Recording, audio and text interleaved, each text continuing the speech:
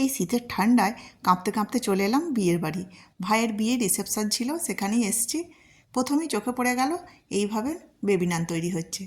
আমিও ভিডিওটা করে আপনাদের সাথে শেয়ার করে নিলাম। চলছে এখানে রান্না বান্নার পর্ব। রান্না হয়েও গেছে, আবার এদিকে রান্নাবান্নার সব জোগাড়ও চলছে দেখুন। আর চলে এলাম মেন স্টেজে। যেহেতু আমার বাপের বাড়ি, এখানে কাকিমা পিসিমা হই হই করছে। সবার সাথে দেখা হলো, খুব আনন্দও হলো। সব ভাই বোনেরা জুটিলে যা হয়।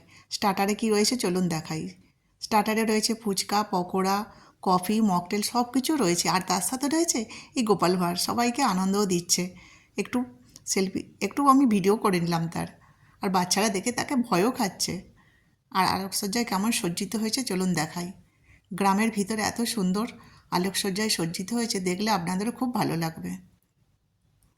কাকিমাদের সাথে সব আনন্দও করলাম, ঘুরলাম ফিরলাম। দেখুন কতটা সুন্দর লাগছে রাস্তাটা।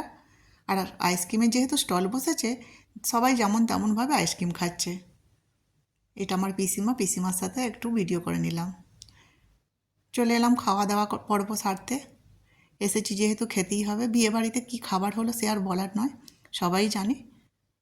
লাস্টে রয়েছে মিষ্টি সন্দেশ নিয়ে আজকের খাবারটা শেষ করলাম। আমাদের তো খাওয়া হয়ে গেছে, এই পুচকেগুলো এখনও খাচ্ছে। খাওয়া দাওয়া হয়ে গেছে, এবার বাইরে বেরিয়ে চলে এলাম। এখানে চলছে এত সুন্দর গান, তো আমার ভাইপো নাচছে দেখে আমিও থাকতে পারলাম না, আমিও একটু নেচে নিলাম। খুব ভালো লাগছিল, এত আনন্দ হচ্ছিল কি বলবো। চলে এলাম পান খেতে। ভিডিওটা ভালো লাগলে লাইক করবেন, আরও ভালো লাগলে সাবস্ক্রাইব করে পাশে থাকবেন। আগুনের পান কি কেউ খেয়েছেন? দেখুন আমি এবার আগুনের একটা পান খাবো। ভয় তো লাগছিল, কিন্তু খেয়েও নিলাম।